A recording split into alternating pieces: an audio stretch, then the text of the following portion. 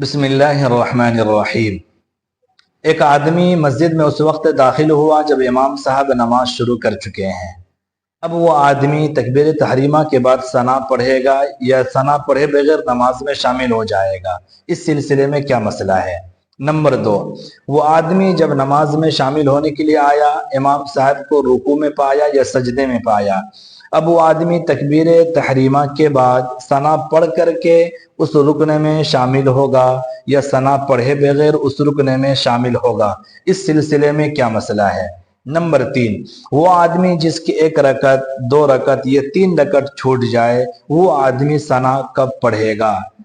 اس سلسلے میں آج کیا مسئلہ ہے، وضاحت کے ساتھ آسان انداز میں آپ سمجھ لیں۔ میرے بھائی دیکھیے، بات دراصل یہ ہے، وہ آدمی جب مسجد میں آیا، امام صاحب نماز شروع کر چکے ہیں، تو اب 2 صورت ہے، یا تو امام صاحب بلند آواز سے قرأت کر رہے ہیں، یعنی وہ مغرب عشاء فجر کی نماز ہے، یا امام صاحب آہستہ قرأت کر رہے ہیں، یعنی کہ ظہر اور عصر کی نماز ہے۔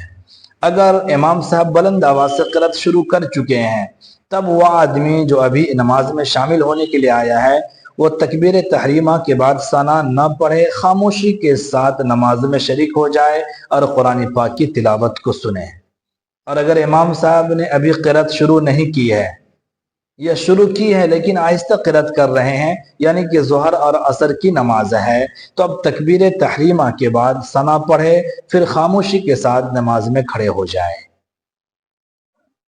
ایک آدمی مسجد میں آیا اور امام صاحب کو رکوع میں پایا، سجدے میں پایا۔ اس سلسلے میں مسئلہ یہ ہے کہ اگر اس آدمی کو ایسا لگتا ہے کہ تکبیر تحریمہ کے بعد میں ثنا جب تک پڑھوں گا امام صاحب اسی رکن میں ہوں گے، رکن سے نہیں اٹھیں گے، تو ثنا پڑھ کر کے پھر رکن میں شامل ہو جائے۔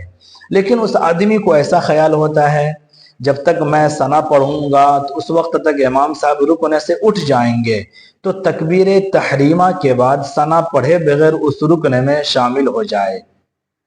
یہ تمام تفصیلات پہلی رکعت کے بارے میں ہیں۔ لیکن وہ آدمی جس کی 1 رکعت 2 رکعت 3 رکعت چھوٹ گئی ہے، وہ کب ثنا پڑھے؟ اس کے لیے بہت آسان مسئلہ ہے۔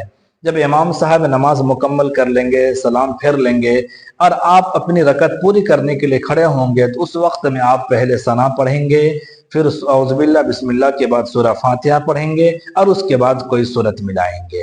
امید ہے آپ مسائل سمجھ گئے ہوں گے۔ اگر ویڈیو اچھی لگی تو اپنے دوستوں تک ضرور شیئر کریں۔ السلام علیکم ورحمۃ اللہ وبرکاتہ۔